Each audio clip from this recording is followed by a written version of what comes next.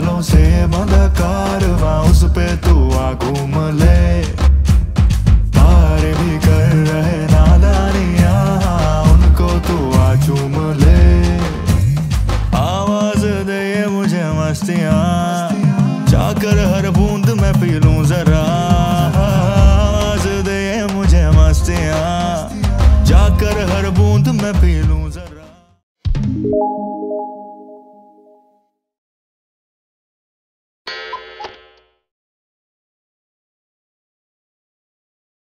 नमस्कार मित्रांनो, स्वागत आहे आपल्या चॅनलमध्ये। आज आपण आलो आहोत नांदेड जिल्ह्यातील नांदेड बस स्टँड वरती, जिथूनच आपल्याला रोड करायचा आहे तो म्हणजे नांदेड ते गोंदिया। गोंदिया जाण्यासाठी नांदेड वरून 2 बसेस सुटतात।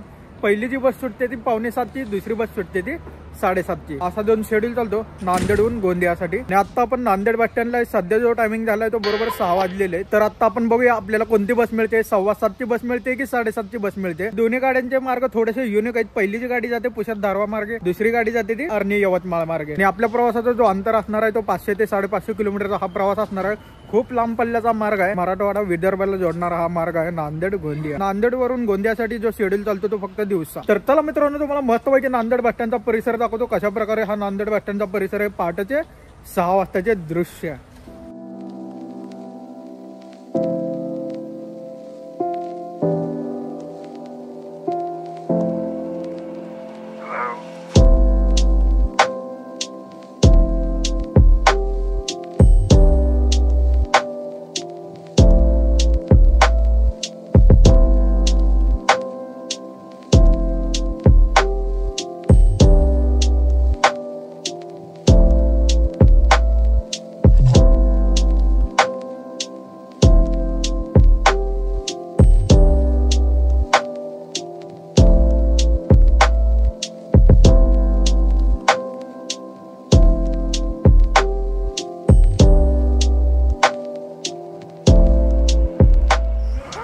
कधी वाटलं नव्हतं या रूटवर नवीन गाडी असेल। तर पहिला आपल्या समोर BS6 म्हणजे जुन्या चेसिसवर बांधलेली ही रिबिल्ट बस आहे। जुन्या चेसिसवर हळूहळू आता नवीन बॉडी बनवायला लागली आता महामंडळवाली, पण लुक एकदम मस्त वाटतो, पण इंजिनचा काय भरोसा नाही। तर मित्रांनो, जसं की मी तुम्हाला म्हणलं होतं गाडीचे 2 शेड्यूल चालतात नांदेडवरून। एक 6:45चा टाइम, दुसरा म्हणजे 7:30चा टाइम। आणि आपण जी गाडी पकडणार आहे ती 7:30ची गाडी पकडणार आहे। 7:30ची जी गाडी असते ती नाईट रात्राने प्रवास करून आलेली गाडी आहे। या गाडीला फक्त 1 तासाचा टायमिंग असते आराम करण्यासाठी, त्यानंतर ही गाडी कंटिन्यू चालूच असते या रूटवर। फायनली बस लागलेली आहे नांदेड गोंदिया। मार्ग पाहू शकता बसचा। नांदेडवरून हदगाव, उमरखेड, महागाव, आर्णी, यवतमाळ, वर्धा, नागपूर, भंडारा, साकोली आणि गोंदिया। या बसच्या बाजूला पाहू शकता नांदेड गडचिरोली। आपण आता 7ची गाडी सोडतो इथे। 6:45 म्हणलं होतं तुम्हाला, ती आता 7ला लागलेली आहे। या गाडीचा मार्ग थोडासा युनिक आहे आणि या गाडीचा रूट तुम्हाला दाखवलेला आहे। तर फायनली मित्रांनो, आपल्याला बस लागलेली पाहू शकता। आता बस रेडी झालेली आहे, बरोबर 7:30ची बस आहे। तर आता आपण ज्या बसमध्ये प्रवास करतोय टाटा कंपनीची बस आहे। तर गाडी पाहू शकता रेडी झालेली आहे ऑलमोस्ट। खरं तर आपली गाडी त्या ठिकाणी उभी राहते, पण गाड्या सगळ्या भरलेल्या आहेत या ठिकाणी, त्यामुळं आपली गाडी इथे उभी आहे। तर आपल्या गाडीचा मार्ग पाहू शकता नांदेडवरून नांदेड, हदगाव, उमरखेड, पुसद, दारवा, यवतमाळ, नागपूर, भंडारा, साकोली आणि गोंदिया। गाडी नंबर पाहू शकता MH40 AQ 6319। याच गाडीने आपण प्रवास करणार आहे गोंदियापर्यंत। आपले ड्रायव्हर दादा सुद्धा ओळखीचे आहेत, त्यांनी ऑलरेडी आपला ब्लॉग बघितला होता। सुरुवातीला बसमध्ये प्रवास इतके भरलेत ना, अक्षरशः बस फुल पॅक आहे यार इथे। तर एवढी सध्या गाडी भरलेली आहे आपली। सुरुवातीला नाईट रात्रांनी प्रवास करून आपली गाडी आलेली आहे। तर ड्रायव्हर दादा इथे आहेत। दादा तुमचं नाव सांगा। CN model. किती वाजता निघते गोंदियावरून गाडी? गोंदियाहून 3:30 वाजता निघते। धन्यवाद। मार्ग तर तुम्हाला सांगितलेला आहे, जबरदस्त मार्ग आहे।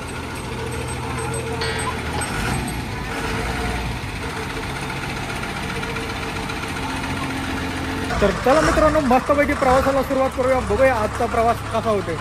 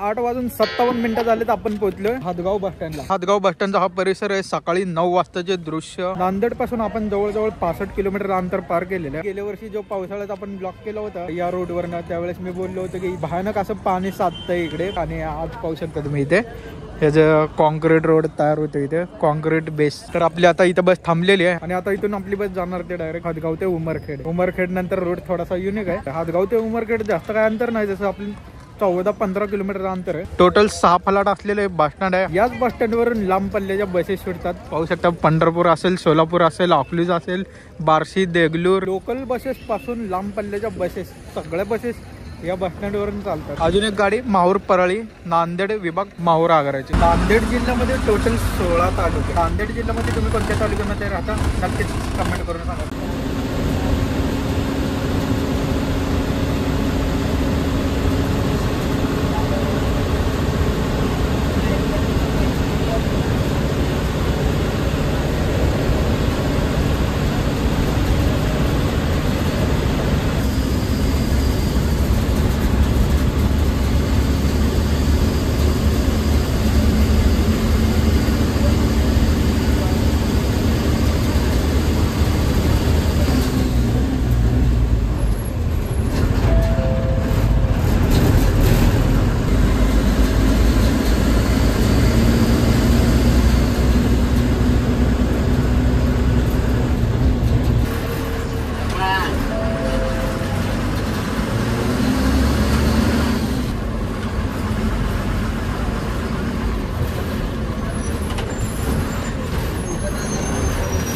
आता आपण आलो यवतमाळ विभाग उमरखेड बस स्टँड. 9:21 आपली बस इथे पोहोचलेली आहे उमरखेडमध्ये. आणि टोटल 8 फलाट क्रमांक असलेले बस स्टँड आहे उमरखेड बस स्टँड. रोड तर बाई लाजवाब. हातगाव उमरखेड नंतर आता डायरेक्ट गाडी जाणार पुसद मार्गे, पुसद दारवा. इथून पुढे रोड थोडासा युनिक आहे. या रोडवरचे जो रोड होते ना आतापर्यंत नांदेड ते उमरखेड एकदम नॅशनल हायवे रोड होता. आता उमरखेड नंतर बघूया रोड थोडासा चेंज असणार आहे. म्हणजे सिंगल रोडचा रोड आहे. USB वायर आणायची राहिली माझ्याकडे, का तर चार्जिंग फार कमी व्हायला लागली मोबाईल मध्ये. बघूया काहीतरी ऍडजस्ट करूया.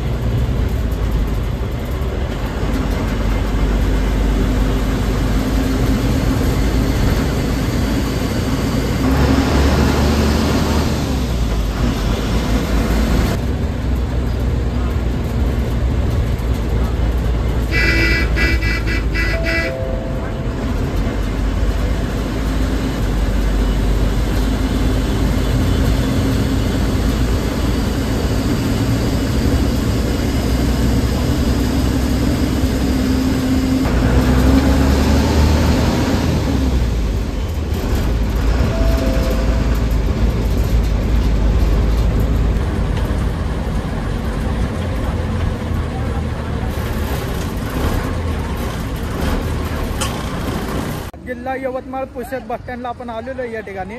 बरोबर 10:28 झालेले आहेत, म्हणजे 10:30 वाजलेले. या रोडवरची कंडिशन बघायची झालं उमरखेड नंतर सिंगल डांबरी अतिशय खराब रोड आहे. पुसद नंतर आता आपली गाडी जाईल दिग्रस दारवा टोटल अंतर जे दाखवते आपल्याला 62 किलोमीटरचं अंतर आहे पुसद ते दारवा. पुसदला बऱ्याच दिवसातून आले नाही का. अजून एक गाडी चंद्रपूर, परभणी चंद्रपूर गाडी. आपण आंबेजोगाई चंद्रपूर हा रूट केलाय.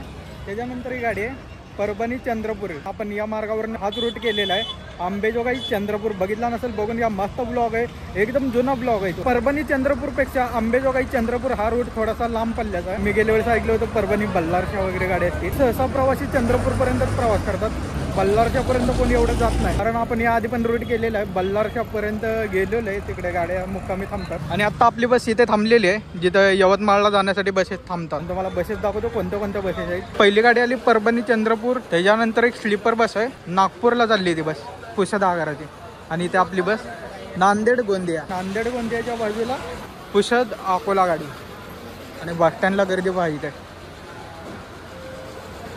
खतरनाक. आतापर्यंत आपल्या बसला एवढी गर्दी नव्हती, पण पुसद बस स्टँडला येईपर्यंत बस अक्षरशः फुल पॅक झाली. स्टँडिंग प्रवासी. या आधी जी पहिली बस गेली गोंदियासाठी ती आर्मी मार्गे गेली, पण ती गाडी लवकर पोहोचते गोंदियाला. ही गाडी कशी फिरून जाते उमरखेड नंतर पुसद, दारवा आणि यवतमाळ, आणि त्याच्यानंतर तो सेम रोड. उमरखेड नंतर आपल्याला जी गर्दी पाहायला मिळली ते म्हणजे पुसदला. तुम्हाला तर माहिती आहे दिग्रस दारवा मार्गे तर रूट फुल पॅक असतो कायम.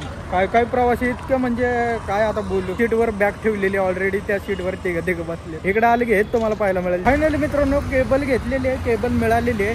बस स्टँडच्या बाजूलाच मोबाईल शॉप आहे, पाहू शकता. त्या ठिकाणी प्रवासात छोट्या गोष्टी सुद्धा मॅटर करतात. एस टी स्टँडवर असे बरेच तुम्ही बघितले असेल जिथे चार्जर विकतात, पॉवर बँक विकतात, ते इमर्जन्सीसाठी. आता ते काय म्हणजे ओरिजिनल नसतं तो पार्ट, पण टेम्पररी ते काम होऊन जातं आपले. किती महत्त्वाचे असू शकतात छोट्या गोष्टी. तर बसा पुढे जायचं तुम्हाला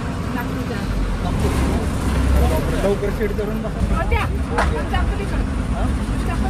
बघू शकता प्रवासी किती भरलेले गाडीमध्ये. केबिन पर्यंत प्रवासी अक्षरशः फुल पॅक झालेले आहेत. मी म्हणलो होतो पुसदला कायम पॅक असेल. पुसद, दिग्रस, दारवा, यवतमाळ अशा ठिकाणी कायम गर्दी.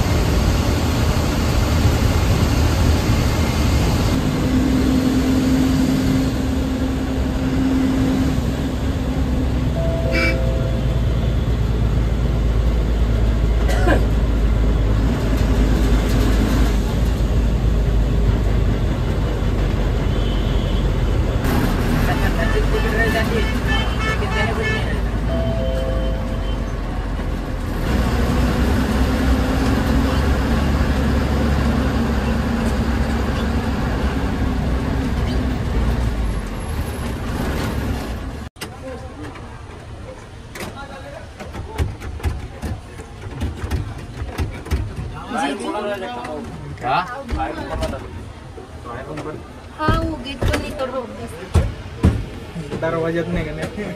बस बांधणी पाहू शकता. ही सांगायचं राहून गेलं. आपल्या ज्या बसची बांधणी आहे मध्यवर्ती कार्यशाळा हिंगणा नागपूर, इथे बसची बांधणी झाली. खरं तर गाडीचं दारच उघडत नव्हतं. मला वाटलं आता खिडकीतून उतरावं लागतंय काय. बरोबर 12 वाजून 5 मिनिटांनी आपली बस पोहोचली आहे दारवा बस स्टँडला. पुसद नंतर जो रोड लागला होता तो बऱ्यापैकी चांगला होता. पलीकडे दारवा बस स्टँडचा डेपो आणि हे दारवा बस स्टँड. पुसद नंतर इथे पण तुम्हाला गर्दी बघायला मिळेल. आता दारवावरून गाडी जाणार ते यवतमाळ. दारवापासून यवतमाळचे जे अंतर आहे जवळपास इथून 43 किलोमीटरचं अंतर दाखवतंय दारवा यवतमाळ. या रोडवर छोटासा घाट पण लागणार आहे आपल्याला. तो घाटाचं नाव माहित नाही पण आहे. सगळ्यात महत्त्वाचं म्हणजे या रोडवर या गाडीला ऑफिशियल थांबा आहे की नाही ते आपण शेवटपर्यंत बघूया. आता हे जे क्रू चेंज होणार आहे ते यवतमाळमध्ये.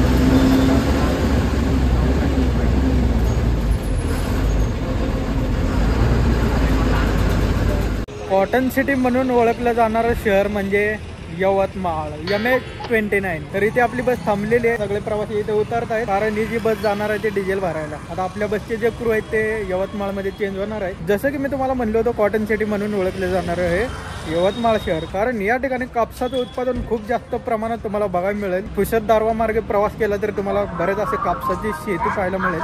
आर्णी मार्गे एवढं काही मला वाटत नाही बघायला मिळेल, पण सगळ्यात जास्त कापसाची शेती तुम्हाला जर पाहिजे असेल की पुसद दारवा मार्गे एक नंबर. लोकसंख्येनुसार विदर्भातला तिसरा मोठा जिल्हा म्हणजे यवतमाळ. यवतमाळमध्ये राळेगाव, घाटंजी, पांढरकवडा हे जे शहर आहे ते आदिवासी भागामध्ये मोडतात. यवतमाळकरता आपण एक रूट केलेला आहे तो म्हणजे पुणे ते यवतमाळ. बघितला नसेल बघून घ्या, मस्त ब्लॉग आहे. आणि यवतमाळ जिल्ह्यामध्ये टोटल 17 तालुके. त्यापैकी तुम्ही कोणत्या तालुक्यामध्ये राहता मला कमेंट करा. मस्त वगैरे आता यवतमाळ बस स्टँड तर जबरदस्त बांधले इथे. मला तुम्हाला दाखवतो आतमधलं यवतमाळ बस स्टँडचं 1 वाजताचे दृश्य काय आहे. आतमधील दृश्य पाहू शकता. यवतमाळ बस स्टँडला इथे गाड्या लागलेल्या आहेत. यवतमाळ अकोला गाडी. पलीकडच्या ज्या जाणाऱ्या गाड्या त्या गोंदिया, साकोली, मोर्शी त्या पलीकडे जातात गाड्या. आणि बस स्टँडच्या आतील परिसर पाहा तुम्ही. बस स्टँड तर मस्त आहे, पण तसं स्वच्छता पण ठेवली पाहिजे बस स्टँडमध्ये. तर इथून पुढचा जो आपला स्टॉप राहिलेला आहे तो म्हणजे वर्धा आणि नागपूर. डायरेक्ट नागपूर बघायचं झालं तर 148 म्हणजे साधारण 150 किलोमीटरचं अंतर आहे. सगळ्यात महत्त्वाची गोष्ट राहिली ते म्हणजे या रूटवर आत्तापर्यंत गाडीकडे जेवणा गाडी थांबली नाही. ड्रायव्हर जाताना विचारले, ते म्हणतात आता यवतमाळवरून गाडी जे घेऊन जाणार आहेत ते पुढं कुठेतरी नाही थांबणार. मला वाटतं या रूटसाठी ऑफिशियल थांबा द्यायला हवा होता, जेवणासाठी किंवा नाश्त्यासाठी. तर इथे फायनली क्रू चेंज झालेले. तर दादांची छोटीशी ओळख करून देतो तुम्हाला. या रूटचे या प्रवासाचे जे सोबती होते आपले यवतमाळपर्यंत, तर इथे पहिले क्रू चेंज झालेले आहेत. आता यांची ड्युटी संपलेली आहे. दादा नाव सांगा. माझं नाव सुनील देवदास पवार, मी चालक यवतमाळ आगा. हे माझे मित्र. तर हे नवीन जॉईन झाले. मी वैभव जगताप, यवतमाळ चालक वाहक. किती वर्षापासून तुम्ही सेवेमध्ये आहे? मला झाले आता 16-17 वर्ष. 16-17 वर्ष. अरे बापरे, बरीच वर्ष सर्व्हिस केली तुम्ही. मस्त मस्त, चालतंय. धन्यवाद दादा. कधी आलो तर भेटू आपण नक्कीच. चला या. धन्यवाद तुमच्यासोबत. हे आपले आलेले पाहू शकता विदर्भातले एसटी प्रेमी रांचल पारधी है ना. तर आपल्याला ऑलरेडी भेटले होते पुणे यवतमाळच्या रूटमध्ये. आता आपण दुसऱ्यांदा भेटतोय. दादांची गाडी वगैरे घेतली, मस्त वाटलं. तर फायनली मित्रांनो डिझेल भरून आपली बस जी थांबली ती फलाट क्रमांक 2 ला, जिथे भंडारा, गोंदिया, वर्धा जाण्यासाठी बसेस लागतात, बरोबर या ठिकाणी आपली बस थांबलेली आहे. चला आता मस्तपैकी भाऊची गाडी वगैरे घेतलेली आहे. बघू कधी आलो तर नक्कीच भेटू आपण आज परत एकदा. तर या रोडवरचे दुसरे क्रू चेंज झालेले, त्यांची ओळख करून देतो मस्तपैकी असं. तर दादा तुमचं नाव सांगा. बाळू ताटणी. आता तुम्ही गोंदियापर्यंत येणार, म्हणजे तुमची ड्युटी चालू झाली यवतमाळ ते गोंदिया. तुम्ही कोणत्या आगाराचे? मी गोंदिया आगारात. बरं गोंदिया आगाराचे. तर दादांची ड्युटी चालू झालेली आहे. म्हणजे जाऊया आता इथून वर्धा आणि त्याच्यानंतर नागपूर.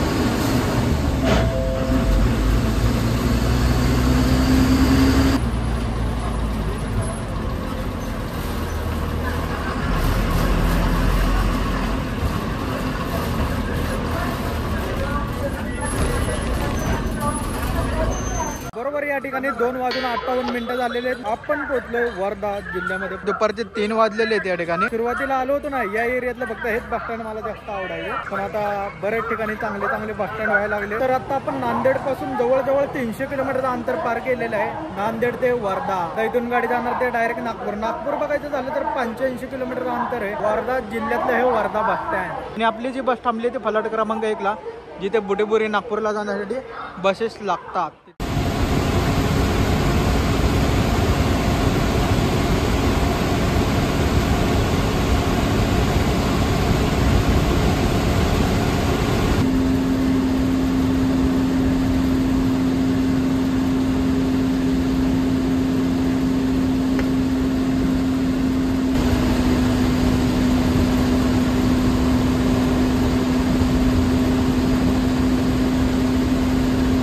फायनली आपली बस थांबलेली आहे. सकाळपासून वाट बघतोय कधी गाडी जेव्हा थांबेल. इकडे प्रवाशांनी विनंती केल्यामुळे बस थांबलेली आपली. नाश्ता टाइम म्हणू शकतो, जास्त वेळ काय थांबणार नाही ते. आपण जो थांबलोय तो हळदगावच्या थोडं पुढे थांबलो. हा टोल नाका पाहू शकता, हळदगावचा टोल नाका. आणि ते आपली बस थांबलेली आहे. Highway next mini.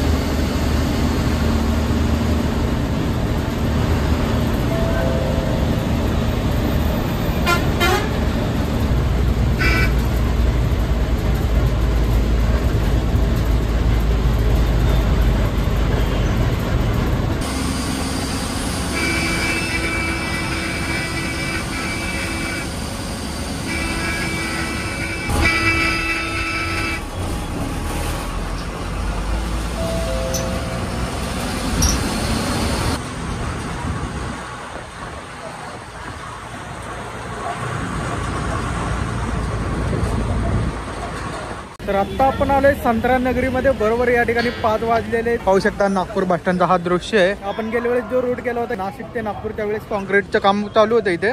तर आता तो कम्प्लीट झालेला आहे. पाहू शकता एकदम मस्त असं बस स्टँड दिसतंय आता. आणि या ठिकाणी आपली बस उभी आहे जिथे गोंदिया, साकोली, भंडाराला बसेस जातात. तेलंगणा राज्यातली एक बस आलेली आहे, स्लीपर बस. तर आपल्या बस सारखीच आहे, म्हणजे थोडीशी आखड आहे. पाहू शकते हैदराबाद.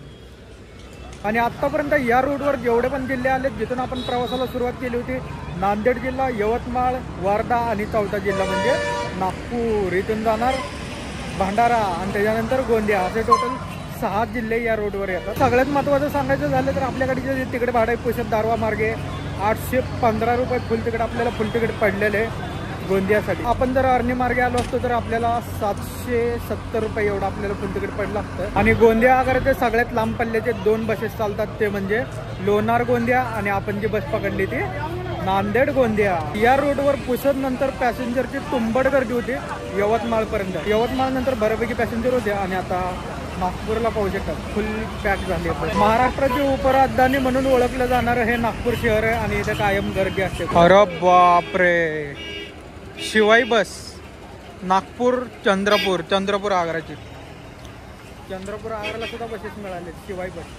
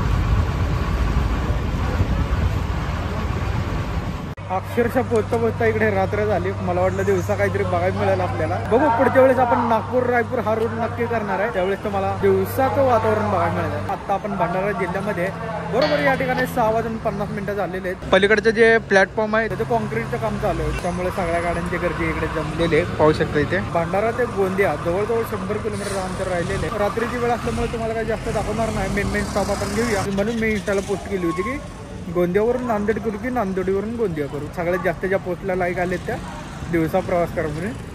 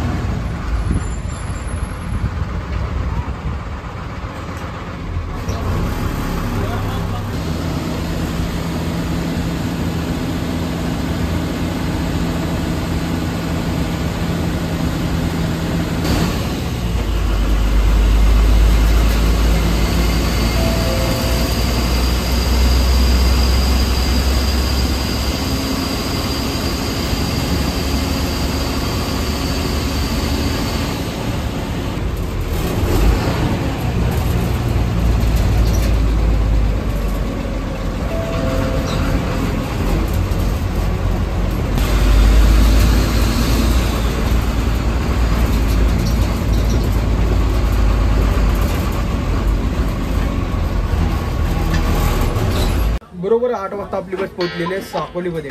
पाहू शकता साकोलीचं हे बस स्टँड आहे. टोटल 8 फलाट क्रमांक असलेले बस स्टँड आहे साकोली बस स्टँड. एसटीचं नियंत्रित कक्ष आणि त्याच्या बाजूला फूड स्टॉल. इथेच गाडीमध्ये गर्दी कमी झालेली आहे. गेल्या वेळेस आपण जो रूट केला होता ना साकोलीवरून माहूरगड ते साकोली असा रूट आपण केला होता आणि छत्रपती संभाजीनगर साकोली हा रोड पण गेला होता. आता बोर्डावर दिल्याप्रमाणे सर्व रूट आता कंप्लीट झालेले आहेत आपले. आता इथून फायनल स्टॉप राहिला तो गोंदिया.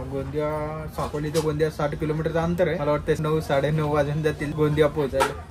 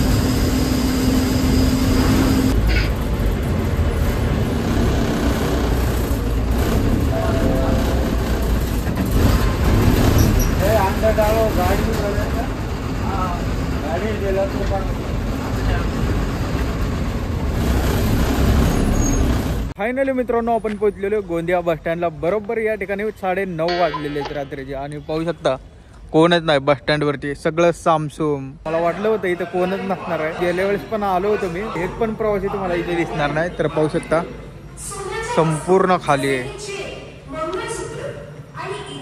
कोणच नाही इथे.